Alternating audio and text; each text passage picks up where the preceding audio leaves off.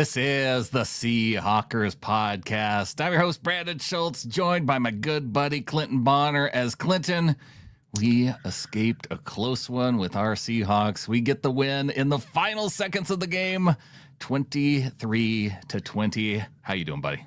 I think it was Copernicus who said, "Oofy friggin' toofy, Brandon." Like I am.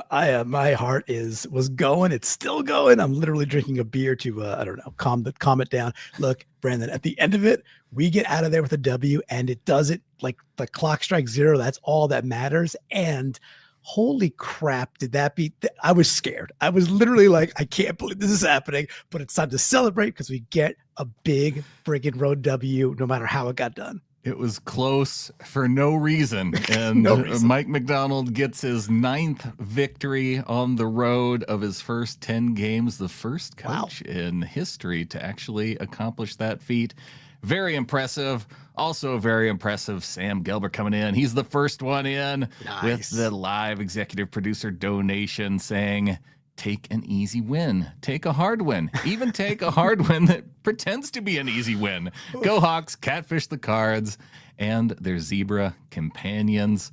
Yeah, I agree. That was a hard win that pretended to be easy, or vice versa. One of the two. Yeah, one of the two. Yeah, sure.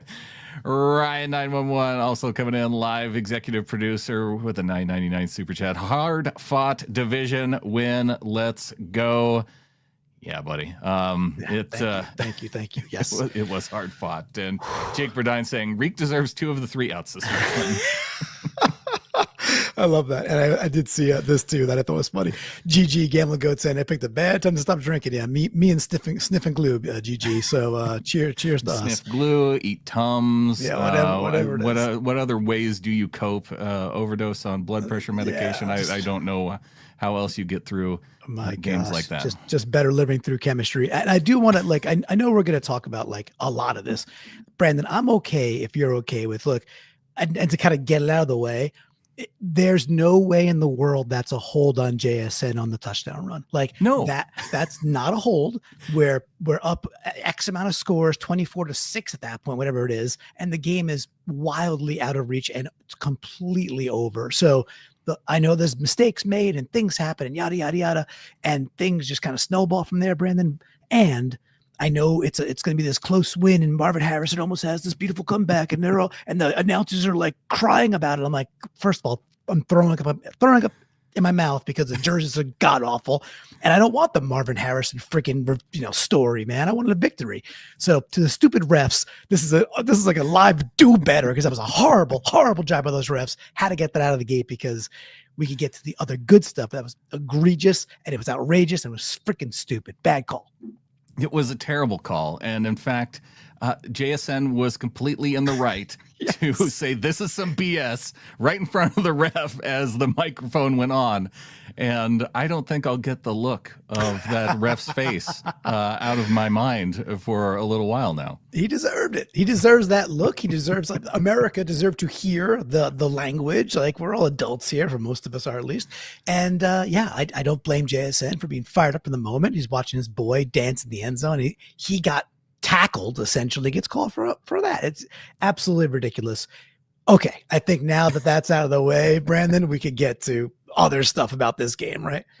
Derek Williamson coming in saying they did gush about our D tonight, though, and that's well-deserved. Yeah, the Seahawks defense held the Cardinals in check for a majority of this game. And it wasn't until the fourth quarter and after a missed field goal and after a penalty that shouldn't have gone against JSN that they're able to get back into the game. They do it through a penalty against Riq Woolen. Yes, I had a hard time in this game, Clinton. Were we playing the Arizona Cardinals or the Arizona Marvin Harrison Juniors? I couldn't remember. Which one was on the screen more? I think the latter, and it's according to the announcers again, who, by the way, with Nwosu. Thank you, Kirk. I mean, you get paid to know who the NFL players are, and it's not like Nwosu is a rookie who just came up from the practice squad either, dude. So call Nwosu one more time. Come on, Kirk, please, one more time, jerk. That's also some BS. Do it your job. It's so stupid. Yes. And then the Cardinals, gosh, they go right back to Harrison, and it's key catches on Devon Witherspoon. Witherspoon's playing some good defense, He's although right there. could He's have been right a push there. off maybe by little bit. Harrison late in the game too. But Yeah, but he's right there. I mean, I don't blame Spoon on the what was it, DeMarcado who scored the touchdown, tie it up. Spoon's kind of lost in the shuffle there. Maybe that's his guy, but it got a little leaky. It did get a little leaky. Overall, I think we can to focus on that defense a little bit for the most part of the game, the vast majority of the game. The Cardinals looked absolutely pedestrian. Like they could not run the ball. Kyler could do nothing. We were getting pressure. The nice part that I saw tonight was we were still getting pressure at 4. And McDonald dialed up very timely blitzes. There was times where Drake is flying off and Julian's flying off. Except for one at the end. Well, right. Well, we also blitzed into that quick slant and that drive. But hey, was that the Dortch one or Dortch on golf got like a nice one there. But that happens. You get burnt. But it was nice to see Drake in the backfield, Julie in the backfield, Witherspoon in the backfield. And when they were blitzing, they were very disruptive, whether it was a sack or Kyler having to like throw out of bounds. So that was nice to see McDonald dial it up a little bit more. And we still had plenty of pressure. It wasn't exactly the Byron Murphy game, but it was the Leo game and it was the Chenna game. So I think, again, that front 4, they did work, Brandon. Dylan Robinson coming in with a $4.99 super chat saying, incredible game from Sam. He's playing to prove Adam wrong. That's my quarterback. Let's pull up some of the stats because, yes, Sam Darnold in this game. It's a good point by Dylan. Not just the Adam part, but because that's fun. But Sam he's playing good football, man. So let's talk about these stats. Yeah, Sam Darnold, 18 of 26, 242 yards. He had a touchdown. He did have the one fumble, which you could just see it coming too. Yeah. And as Sam pointed out in the chat, it was Saubert that picked that up and not AJ Barner. But 242 yards, some really nice conversions downfield, especially on third down. A couple of those going to JSN, especially on that final drive. Let's talk about that final drive a little bit because the Cardinals score to tie the game at 20 points. There's still a little bit of time left on the clock. You even had the announcers questioning, perhaps the timeout usage of Mike McDonald to maybe keep a little bit of time left on the clock. And they were Arizona able to run the ball in. And so there was still enough time on the clock. And then their kicker. It seems like every week we've seen some special teams weirdness, Clinton. Yeah. And this week it is a kicker that kicks it too short of the landing zone. Is the stupidest rule results ever, right? into a penalty and brings it out to the 40-yard line. It's one of the rules of this new setup, and it's got to be there for a reason. To give us W's on the road, to aid in some W's. In Arizona. Look, when you put rules on top of dumb rules, you get dumber rules. It's the stupidest thing ever that you can't kick it this far, that far. It's got to be in a landing zone. What is this? Like, is a competition? Was Dan Marino going to get out there and throw at targets? It's stupid. Whatever. It's the rules for both teams. The Cardinals did not execute when they had to, so getting the ball at the 40-yard line. But to rotate it back to Sam and then JSN, Sam and JSN down the stretch won this game. And even the savviness of JSN, like whatever he's doing, even though he's kind of shut out the entire first half, when he does get involved, everything is, how do you say it? It's like he just does the little extra things exceptionally well, almost at all times, and that last play where he gets out of bounds, stretches out of bounds and gets it. The refs, of course, Brandon, they just blatantly miss it, of course, because why would you see a guy touch the ball out of bounds by half a yard? But that connection. He was still mad at JSN from earlier, I think. Yeah, I think so. The connection is proven to be pretty special. And Sam's proven to be clutch, man. And this is, yes, we get a little lucky with getting the ball at the 40, but Sam did enough throughout the game. The Sharps drive should have been a touchdown, or that Sharps run should have been a touchdown. Myers, they were there, should have kicked the field goal. For me, Sam was really clutch. In fact, the drive where Myers misses the field goal, there was like a second down run where I'm like, guys, you threw the ball on first down. It wasn't there. just give it to Sam at that point. Like don't run into a wall on second down and make this a hard third down. Just like let Sam go win the game for you, because I think he can. Ultimately, that's how it plays out. But I thought we puckered just a little bit and missed field goal. That was, that's too long to settle, right? And then they do get that tie. But hey, we get the dub. Sam played really well. There's a couple of special plays by him too, man. Anything stand out for you with Sam's performance? Sam Darnold, the one throw I think that I wrote down for him in particular was the throw to Arroyo that would have been a touchdown if not for the pass interference by Baker. And it was just, I mean, the way he evaded pressure, the way he just the touch on the ball to put it exactly where he did. And if Arroyo is trying to, actually has both hands to catch that ball, then it's a touchdown by the tight end. But they're able to get that touchdown anyway. Just that one stood out to me. Gorgeous throw. That is, I mean, putting the thing in a bread box, right? While you're kind of on the run. That was some vintage Russell type accuracy, because like when Russ was at his best, he was able to do those kind of magic things. Obviously, the Lockett catch, we're all reminded of that. It was awesome. Like Arroyo had a nice play earlier in the game as well, so he was involved. First half, the tight ends were really nicely involved.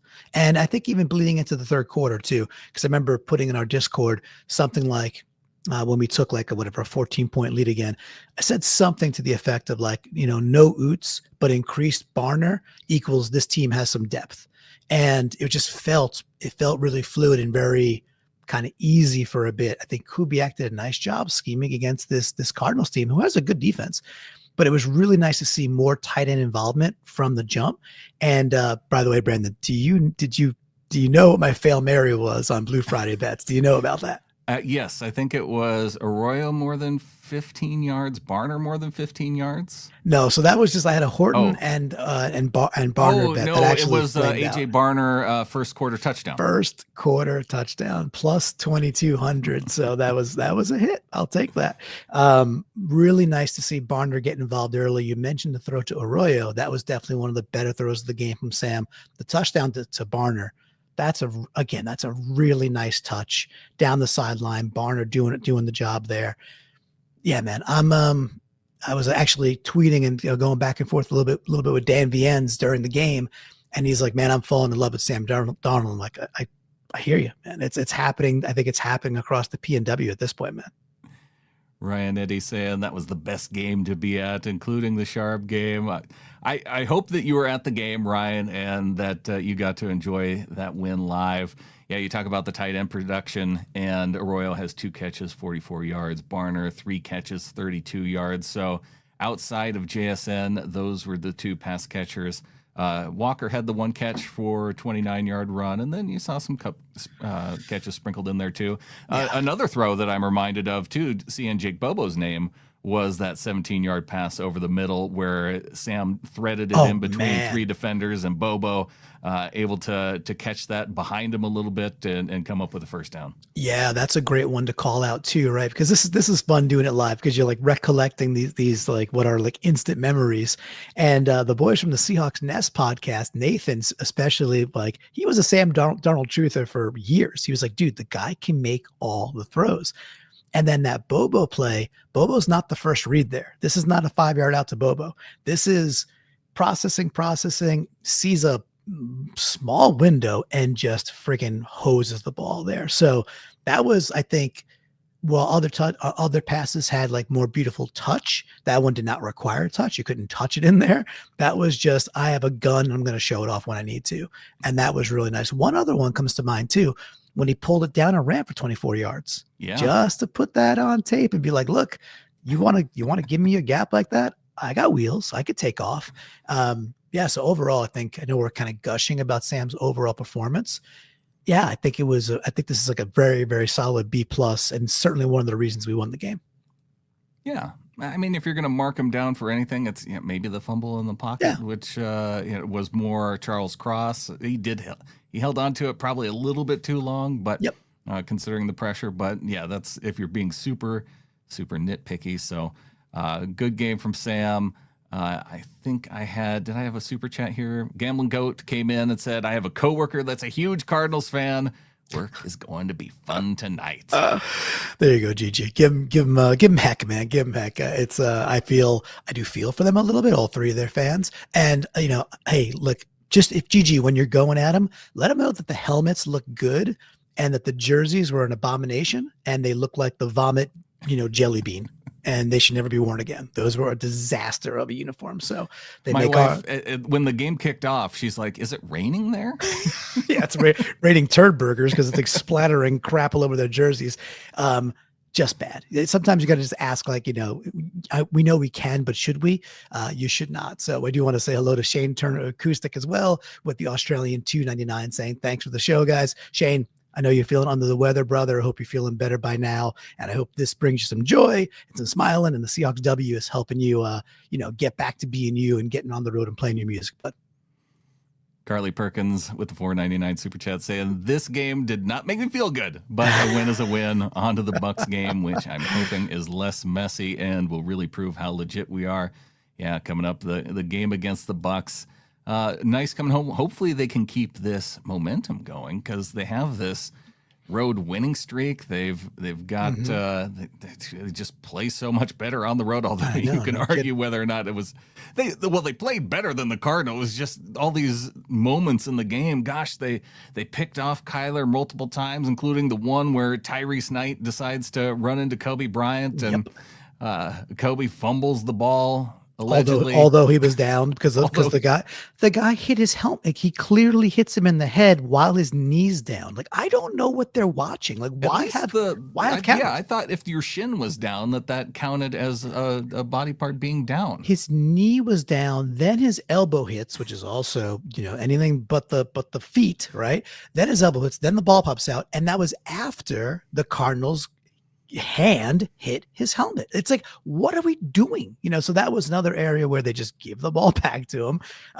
Hey, like Vegas had this thing at 43.5 points, Brandon, and Seahawks at -1.5. So, they got to get it there somehow. But boy, oh boy, it was just egregious. And then I love, my favorite player on the team is Julian Love. And I thought he played a pretty damn good game, actually. With that, he had beautiful read, right? McBride's going down the seam. Kyler doesn't think Julian can jump it. Julian's like, I'm going to jump this. He does, right through his hands, hits him in the shoulders. I'm like, my word. It was one of those games where it's so beautiful to go to 3-1 and get this road win. This is the kind of team that I think later in the year we beat like 40-13. And we go like, you guys got lucky to hang in this one. You're not on the same level as we are. You're just not. And I think they're in some trouble, in my opinion. I don't think this is like some, for the Cardinals out there, I don't think this is some like kumbaya or like, get right moment. Like, oh, we put together a couple of drives with 5 minutes to go. I don't buy it. I think it's still, they're not that good, and our defense is good. So they could kick rocks is what I'm trying to say, Brandon.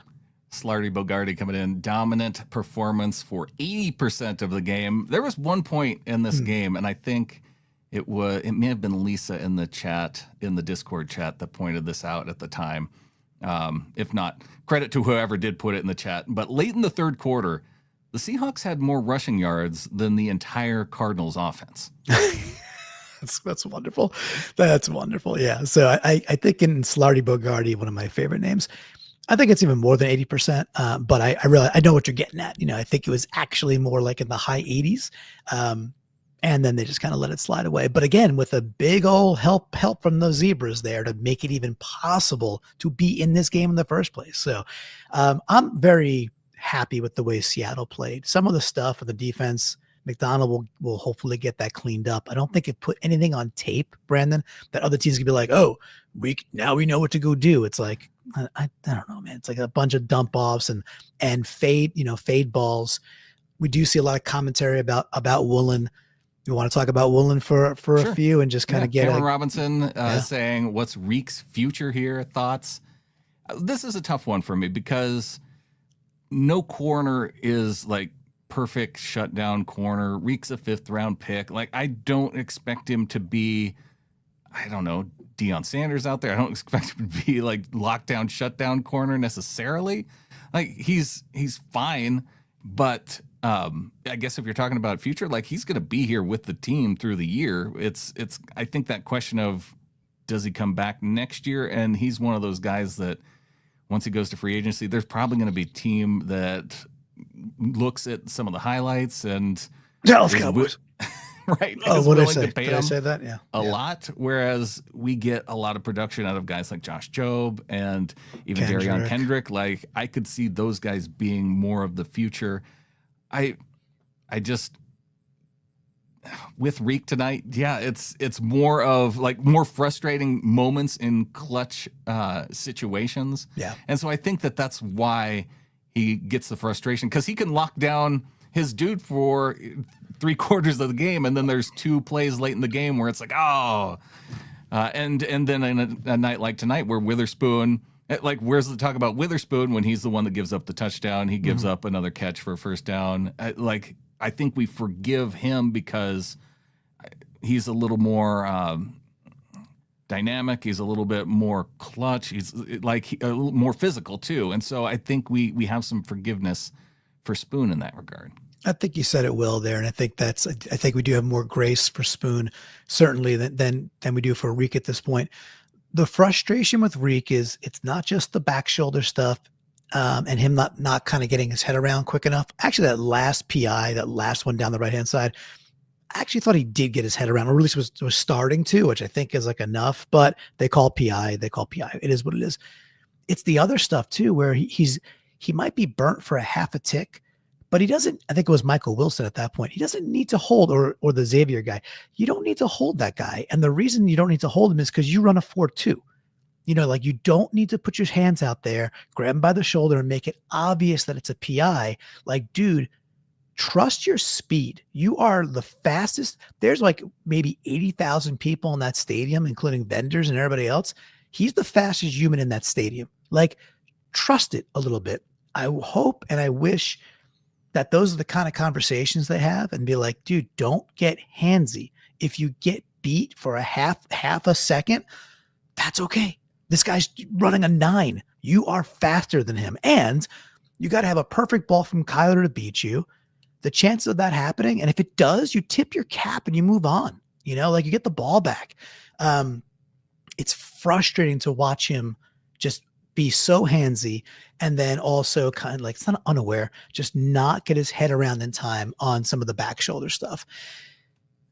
I'll pause and give him some grace and be like, hopefully in a week or two, like we're talking about some great, W we earned because Riq came up huge against a Bucs or something like that 10 days later.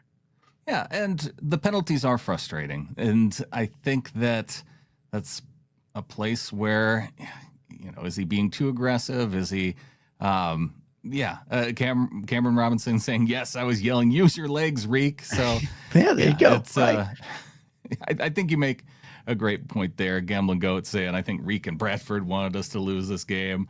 Bradford had we talked about it going into this game. Bradford had a really tough matchup with Calais Campbell across from him. But there was one sack where he gave up that he put his arm out, and did he? Calais Campbell, it was up. Okay. It was up. Okay. And Calais Campbell said, I recognize your arm, but I'm going to run in between your arm and Jalen Sandell and just take down Sam Darnold. I'll raise you a sidestep at 39 years old, right? So Bradford, I think he's improved. I really do. And I still think at least once a game, it's usually more, he has major whiffs in bad moments. And what it does is like, look, we want to get under center and we want to run play action. We want to run longer developing plays for all reasons. We all know why we want to run those things. When you're giving up pressure instantly against that, and the quarterback is turned away from the line, it's just bad news bears. And it degrades your opportunity and like your confidence in doing that more often. Now, I think to Kubiak's credit, he didn't get away from it. He just was like, most times things were pretty well blocked from a pass protection standpoint. And then other times you just got Sam, again, going back to Sam for a second, Sam playing big boy ball, just hanging in the pocket and either off the back foot or enough to step into it and getting the job done in the face of a good amount of pressure. This is a good defensive line. So you tip your cap. I do wish Bradford didn't give up like 2 to 3 a game where you're like, dude. So that's just the reality right now. Hey, not everybody on the team can be awesome, and we recognize that a little bit. But the defense overall is awesome, and we haven't gone through the stats yet for this Cardinals team. Let's go. But Kyler finishes the day 27 of 41 for 200 yards, 41 attempts for 200 yards, Clinton. Right. I mean, most of it until, we had the 80% stat earlier, I think, again, a little higher. Most of it was dinking and dunking and just absolute nonsense. The Boo Birds were out in their home arena, which is always kind of a joy for most of the game. Yeah. Until they decided to open up a little bit and just do fades. There's not a lot there. It's fades down the line. They had a couple of nice plays over the middle. It's not dynamic. And with that, I'm trying to think of where the credit lies for the most part. Well, where do you think, Brendan? Where would you place most of the credit for bottling Murray up for the basically majority of the game? Yeah, the defense's ability to get consistent pressure. We saw even Kyler get out and they were able to sit back, play zone defense. So it was partially the defensive style they were able to play against Murray, and a big part of that is recognizing Kyler's deficiency and not being able to throw the ball downfield. If you look at the receiving stats here, Marvin Harrison Jr. had the longest catch of the day, which was 18 yards. And that was a lot. No, yeah, that's not a lot. That's not Trey McBride, 17 yards. Greg Dortch, 15, and that was after the catch where he picked up his 15 yards. So if you look at that, and in those 200 yards, they're not getting downfield throws at all. Part of that's because that's Murray's style, and part of that was the ability of the defense to really put pressure on him all game long. Yeah, I mean, you said it well. I think we have a comment in the chat there that said 6 sacks. Did we actually end up with 6 sacks? Is that right? Well, Kyler sacked himself at least once. Well, sometimes I sack myself. To be honest, at this age, sometimes I sack myself. Sometimes twice a day. Yeah, well, sometimes Kyler does too on the field just by running out of bounds short of the line of scrimmage, and that's I love that. Fun when you recognize that. Yeah, why throw? And who got that one? Was that Ernest Jones? Because he was the dude who was on him. Whoever was the closer dude. That was Ernest Jones. Okay, yeah. I don't necessarily. If we go to those are the best. Those are the best sacks. Yeah, you get a ghost sack when the guy just doesn't throw it away. It's like, thank you. Yeah, it was definitely EJ chasing him like out of bounds at that point. I think they must have halved it between two guys because how generous. Jones got a half of one. Nice. Okay, cool. Nuosu 2 sacks on the day. Leonard Williams sack and a half. Nice. Thomas had a sack. So yes, he did. That was again another nice blitz there. So this is going to be a fun as we start to now get into this mini bye. DeMarcus Lawrence hurts his thigh. Hopefully 9-10 days. We'll see. Thigh injuries and a big man. Who knows? We'll see what that's about. But we get a mini bye. We're going to get a Bucs team. We get to what's nice about Sunday. I think they're playing Sunday. I assume they are. If they're not playing Monday, we get to kind of zero in and watch them, and we know that they're kind of clutch, and Baker's clutch, and Igbuka's been good, and Bucky Irving's good.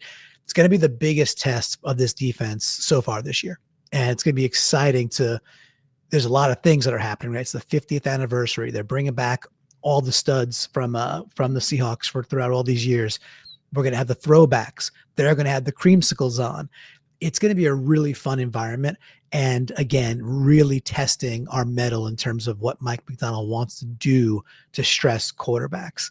I don't know how I feel about it yet. I want to watch the Bucs on Sunday, but I'm so amped that we get to come home with 3-1 because, man, would this have been such a deflationary thing if we had blown this game? We didn't, but now we're riding pretty freaking high going into this Bucs game, and that gets me all goosed, Brandon.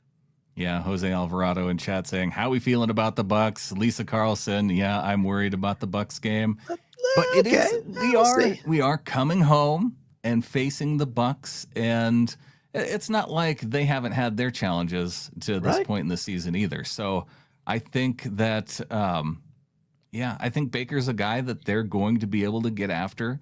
And if the defense does continue to put pressure on a quarterback the way that they have been with just 4 guys, it's going to make it awfully tough on Baker coming into Seattle. And gosh, they're without Mike Evans. So, down one of their big receiving threats. They still have a lot of decent receivers on that team. So they're pretty explosive, right? They're a fun team, and that's going to be a really good challenge.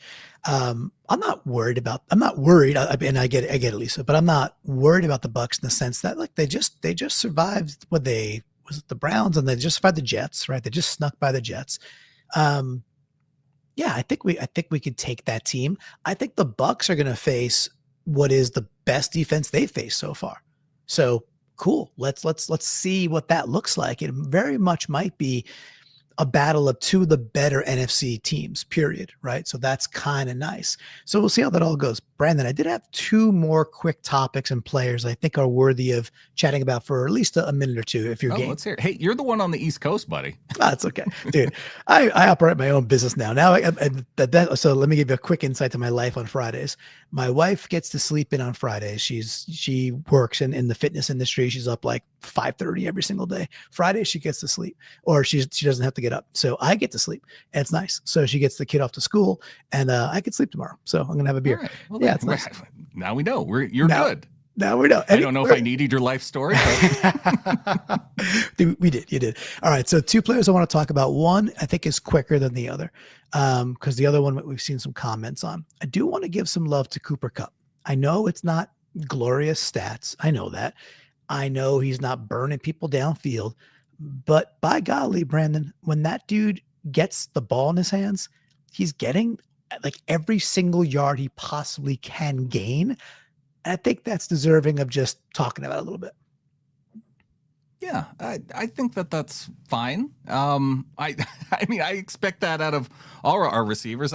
I guess the one guy that, rather than talking about Kupp, another throw that we didn't mention in this game and a play that I thought was really cool was after one of their interceptions, 1st down and 10, and Darnold goes play action and throws deep to Torrey Horton. And it was an impressive throw. I mean, right on the money. Yeah. Horton, just good defense by the Cardinals. Yep, and nice. Horton still almost makes the catch. But I love that play so much, I wanted to make sure that I recognized it in the postgame. Yeah, I love the mentality of that play too, right? And putting it up. And even if it's an interception, they got the ball probably at the 1 because he would, so it's like, take your shots. And that's a great place to take a shot with a young dude. And Ryan, thank you, dude. Ryan saying in Clinton's wife for letting him sleep in so we could have more post-game greatness. Ryan, all we need is more TNF, just Thursday Night Football. And I could do this all day. So, but to go back to your thing about Cooper Kupp, I guess him going for yards after the catch, like, and getting as much as he could, like that didn't jump out to me as a topic in particular. I hear you. The juxtaposition I think is worth talking about as Seahawks fans. And like the point that I will continue to make is when we acquired Cooper Kupp, people were like, oh, that's the DK replacement. It's like, no, that's not correct. JSN is the DK replacement sliding into the true one. Cooper Kupp is replacing Lockett, who at this point in his career stopped wanting to get yak. Just stopped wanting to get yak. Mm-hmm. Cooper Kupp is freaking airplaning around the place and just grinding for the yards he is earning. And I just want to call it out that I think that's better for our deal. And that kind of mentality, I think, is better for the team. All right. I will say that that's a very expensive overpayment. Oh, I don't care about expense. I don't care about expense. It's not your money. And it's a full team, and they, we have cap, and it's like the cap is magic anyway, right? So I don't care. It's not like he's a $30 million receiver. It's like he's 15 million or so. Whatever, it's fine. Matthew Davis coming in with a 199 super chat. I think the heat was getting to the players. I don't know. They're playing in a dome. Yeah, they maybe should the be jersey fine down there. maybe the I think jerseys. that Maybe. it was just one of those weird momentum shifts. I felt like as soon as that JSN penalty happened, they didn't get the touchdown. It started to shift back toward the 100%. Cardinals, and things started rolling. It didn't help that Woolen, they were targeting him. Well, they targeted him I think maybe once or twice, but giving up those big plays downfield. I think there was some third downs where they had him off the field and they got penalties. So and they picked up some key third downs, dumping it off to Dortch, where he, for whatever reason, like, there's a guy who impressed me more after the catch than Cup was stupid Greg Dortch. Well, Dortch is kind of like a little tough little guy, right? That's fine. I don't want to talk about Cardinals. They're fine. But I do love the comments about folks are saying, Kyler was wearing a winter hat, and Shane saying 72 degrees Fahrenheit in the dome. But it's still funny. It's the momentum. Sorry about giving you a hard time it's on funny. that, No, Matthew, it's great. after the super chat. But listen, we appreciate the $1.99, and you should know by now that you're gonna get a little a little razzing if you come with that. But we love it and we appreciate you. The momentum thing, I just continue. We've talked about this a lot throughout the years, but when folks poo-poo momentum and they're like, momentum's not a real thing, I'm like, I don't understand how you go through life thinking that. It's very real. It changes mentalities, it changes energies, and it manifests. In-game momentum is real. Yeah. Momentum from week to week, like I don't think I necessarily buy the idea of like Seahawks road momentum. Right. I buy that's more confidence that I buy the idea that it's good coaching and good coaching, that they're well coached, and this is a talented team. Yeah. And that will give you quote unquote road momentum. Right. But I think within games and within series and within moments, things can shift, and it wears on players, when they have to be back out there. And that's another thing too. As much as we shut them down, the defense, actually time of possession wise, be interesting to look at real quick. Time of possession wise, I feel like the defense was on the field quite a bit still. Don't know if that's true or not, but that's how it felt. Vinny coming in, Kubiak has to trust Sam more. Sam has been killing it. That'll be interesting to see whether or not the offense shifts, especially late in these games. Like as they start to, I think there's probably a rapport and a relationship that has to build up, a trust between the offensive coordinator and the quarterback to see exactly what to decide exactly what they want to do. Because one thing that we can come back to after Matthew Davis coming back in with a $4.99 super chat, I think Spoon is a liability. I swear, on each game-changing play, he's the one getting beat, and Riq is still having tackling issues. That's interesting because I think we talked about that earlier, that Spoon not getting a whole lot of guff. Yeah, we'll use that word. Yeah, not getting a lot of guff for this game, but I think he deserves his share. And after we saw a couple weeks where Kendrick was making big play, Kendrick looked really good out there, and then for Spoon to come back in this game and not maybe look as good as we got from Kendrick the last couple weeks, it's a little bit concerning. It puts the little bit of pause into that pregnant pause into your mind, right? That's what it does. So I think it's a nice point by Matthew Davis there, and thank you for the super chat, dude. As you said earlier with Spoon, he does make more big plays and more dynamic plays. Also, like, he's a better blitzer. They don't blitz Woolen, so he's in the backfield more. He's down the box more. So he gets the more splash plays. Spoon had a nice breakup over the middle at one point too on McBride on what would have been, I think, a big second down that got them into third and long. And they ended up converting, but it's like he made some big plays as well. So I think that's where the grace comes from, and I think he's a better player overall. And Marvin, as Joe Van Tassel points out, Spoon was in good position on the Marvin Harrison touchdown catch. He was right there. Look, that is a great throw. That's a phenomenal throw, and it's an even better catch. Like, what can you do? You tip your hat and you say, okay, you were both great on a play, and you beat very, very, very good coverage. What that's it. There's no other, thing to worry about there. That's like when they do the Amazon stats type stuff. That's going to be like something that's like, it's a 4.2% chance of completion. It's not in their favor. You tip your cap, and that's fine. Okay, the one thing I wanted to come back to with Sam late in the game. Yeah. As they got the first down, JSN catches the ball, does a great job getting out of bounds. The refs blew that one too, but fortunately they're able to go back and correct that he did in fact get out of bounds. Seahawks get their timeout back.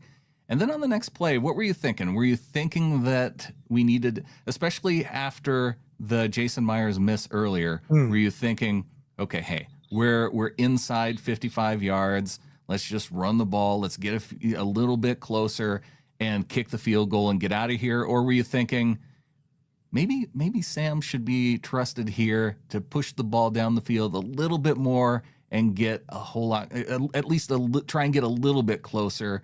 Now, you do run the risk that he could take a sack. It puts you out of field goal range, and then you're really then you have to take a timeout, and then you're looking to go toward the sidelines to try and kick the field goal.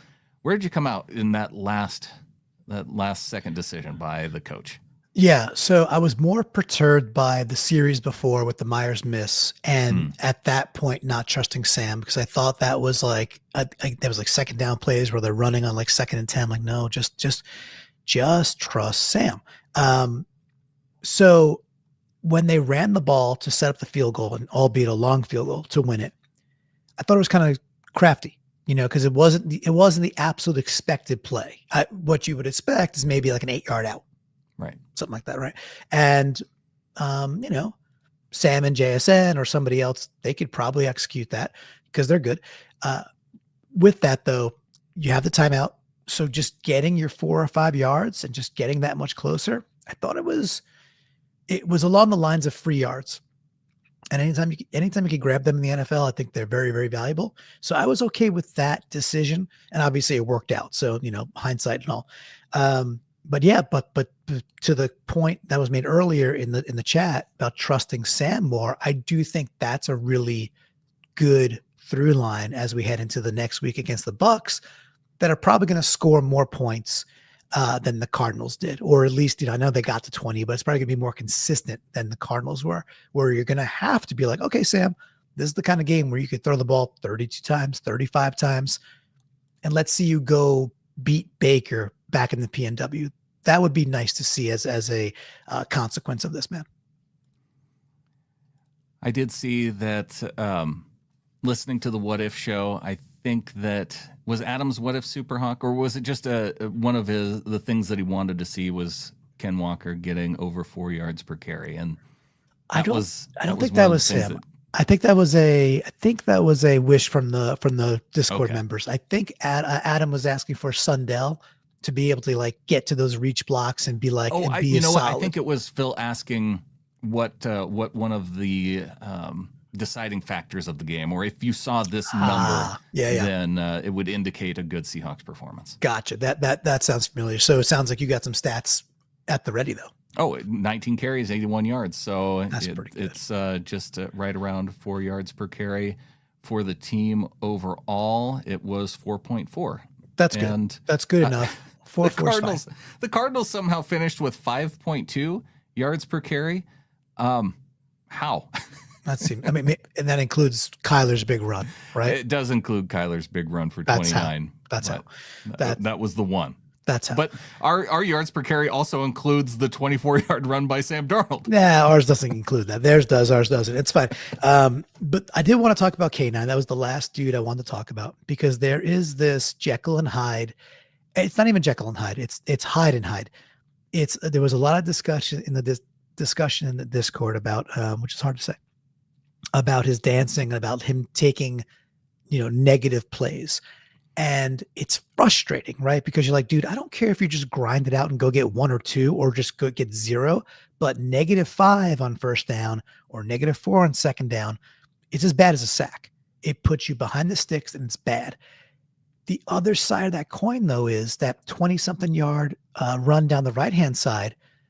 There's like 2 dudes in the NFL who make that run, and he's one of them. So how do you weigh those two things, Brandon? I think that's the reason why that he has a spot on this team. It's because he has that explosive play ability, and to get that out of the running game, if you want to be a running team, you have to have a dude on the team who can make explosive running plays, and that's why you need K9. And okay, is he going to give you 2 plays where he spins out of a hole that's being filled by Budda Baker and into the arms of another Arizona defender? Yes. Yeah. Yes. Yeah, he's got that too. But you're going to get those big explosive plays downfield. And to me, those are equally important. So if not more important, if you're going to be a run first team.